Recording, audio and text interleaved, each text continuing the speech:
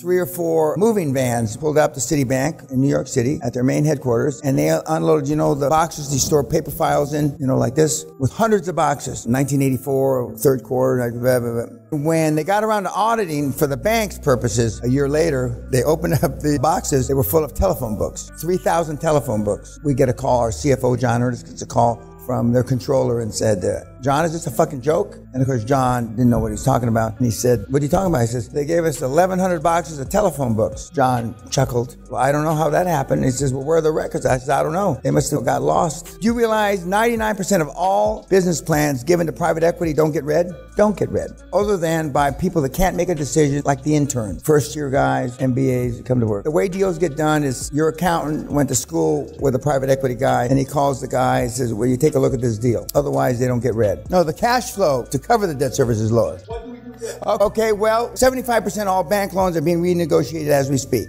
And in some industries, you don't have to make payments. 80 or 90% of the debt covenants have been breached for Manhattan real estate right now because the tenants aren't paying the landlords and the landlords aren't paying the banks. A lot of the big companies are using that as an excuse not to pay the banks, even though they got plenty of money to pay. They're transferring the pain through themselves onto the bank. Well, you go in and renegotiate, or as they say, restructure, and you're going to start seeing the words come out, recapitalize. It's already started to come out when they describe the restructuring as a recapitalization, because restructuring has a negative connotation, like the loan was underwater, which it was, but restructuring doesn't have the same negative connotation, because people restructure bank debt all the time, not necessarily because it's in default, but you go in and renegotiate. And if you have, let's say, seller's finance, you stop making the payment and you renegotiate the price. Now, the downside is if they call the loan in your default, they can take the property back or the asset back or the company, whatever you bought. But they don't want it either. They want it out of the business and you saved them. One of the things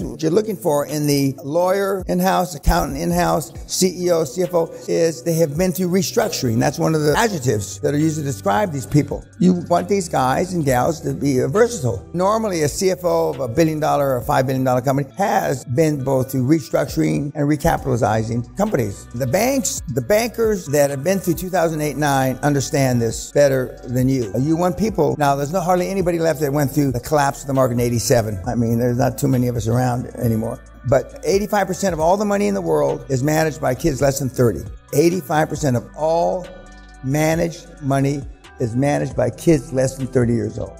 That's frightening. For those of you that are 30 or less, I rest my case. What the fuck do you know? Nothing, or so close to nothing. And all the old guys that have been, well, not many of us are still around from 87, 2008, 9, and now we're not worker bees anymore. In fact, if I was still active in the corporate world, there'd be 2 or 3 or 4 layers between me as chairman and the worker bees. If I was chairman of a big bank, the worker bees that are in the workout department, are young kids, because that's a young man's game. But you will be restructuring. They all understand that. Now, another question, add on to what you said, is when's the right time to restructure? This sounds like a question you'd ask. You, Sri Lanka. Sooner than later. You don't want the bank to come to you. You want to go to the bank first. Because one, it sets a better tone because you understand you're in trouble and you're not trying to weasel around or get away from your responsibilities. So you want to go to them. But as soon as you are missing payments or payment, you're going to look at it, well, how bad is this? Well, in another 2 months, and there's covenants in every loan agreement, not just the covenants, the unwritten covenants that I said, if you got to keep $500,000 in the bank and you break that. But there will be written covenants that say you got to keep so much money and the ratios have to be such and such. Now, this is something that you can be aware of at the 60,000 foot level, the Concord level, but your CFO and your accountant on your board will be on the 5,000 foot level. They'll know whether you're going to be in breach or not. And it's better for you to go early. A simple conversation. Mr. Banker, hi, thanks for seeing me. I don't want to be alarming, but it appears that we may breach a covenant. Now, you've probably already breached it, but you say, it looks like we may breach a covenant. And I think we should have a talk, probably sooner than later, about how we can work this out. And you always assume the positive. You don't want them, you're going to run like shekels in the night, and try to dodge your responsibilities. And I say that because plenty of the kids panic and don't. But you want to be first to tell them. And you're always assuming that we can work it out. Not as Shekels is packing his bag with the cash from the bank, and getting his suitcases and renting a plane from Israel to, I don't know where. Would any of the Middle Eastern countries accept a Jew trying to get away? Okay, you got a chance, Shekels. Oh, Lord. You. About the affirmations. I had 23 affirmations for 30 years. 15 of the affirmations had to do with my children and my close immediate family. My mom, my dad, they were still alive. My kid brother, our children, and Sally, okay? I'm happy and delighted that, for example, when the kids were little, you have a little kid, 8-year-old, I'm excited and thrilled that Derek has excelled in his athletic prowess because he was a really gifted athlete, and that he wants to play professional baseball. And I will do everything to encourage that end. For our daughter, it was, I'm happy and thrilled to see her get over her anger management, because she had anger management since she's 3 or 4. She broke the shin of her headmistress when she was 7 years old in school with a sweep kick. Broke the shin. I don't know where she got that. Well, fortunately, it was a Catholic school, so we were able to buy and make it better. Buy and make it better. And they moved her up a grade.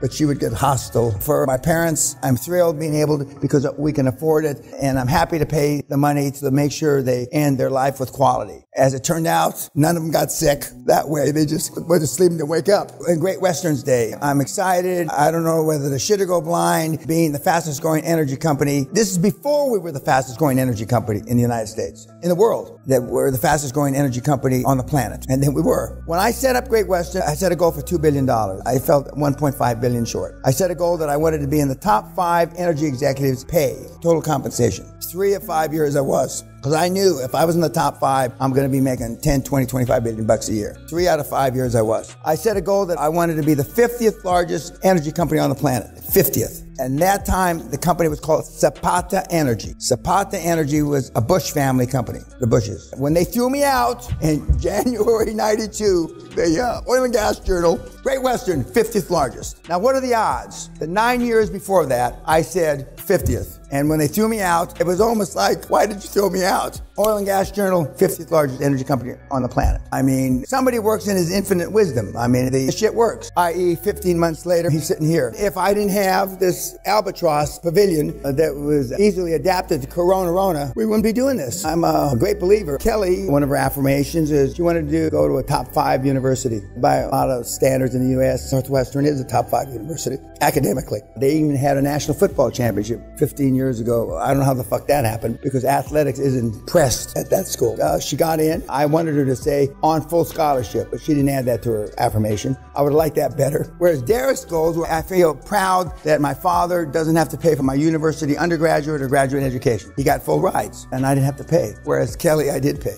And that's still, to this day, all these years later, sibling rivalry. Daddy paid for your goddamn education, you little bitch. So Christmas and Thanksgiving are always a lot of fun when the kids are there. You want these affirmations. The sooner you can get your kids working on them. Nellie's kids are doing affirmations and goals, and they're setting some pretty bodacious goals. I think the youngest son says he's going to be president of South Africa, which, I mean, anything's possible. After Obama, I don't downplay anybody that's going to be president. I mean, but your subconscious doesn't know you're full of shit. Elway, I had a slide up there earlier. Elway, when he was 6 years old, he saw himself winning the Super Bowl in overtime. And so his goal and affirmation since he's 6 years old. But he didn't see his winning the Super Bowl the first time. He wanted the 3rd Super Bowl. So, I mean, shit happens. It's unbelievable. And now I've been at this almost 28 years, and I've seen your goals and affirmations, and I'm on the 2nd generation of the kids now, because the kids are now some of the ages that you are in this room. The kids are pretty squared away. I mean, they have some pretty good values. They're a little goofy,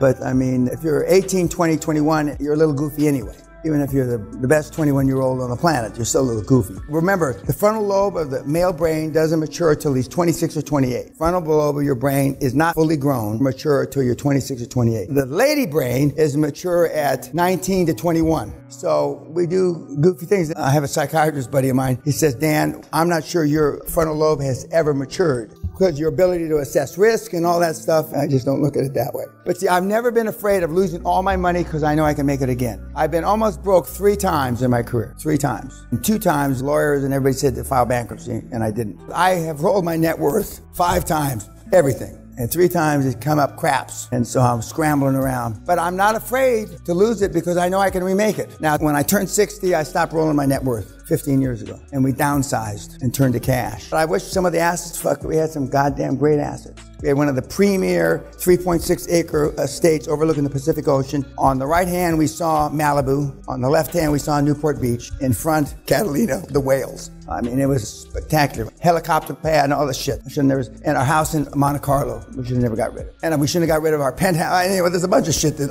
I now in hindsight, not because they went up in value, but because it's easier, you know. When we go to Monte Carlo now, we stay at Paris or whatever the hotel is, as opposed to going to our own house. I had a golden aspiration. I wanted to marry a virgin. I did. I wanted to have 3 kids. I did. I wanted to have 3 boys, but we slipped on that one. But Kelly got balls bigger than the boys.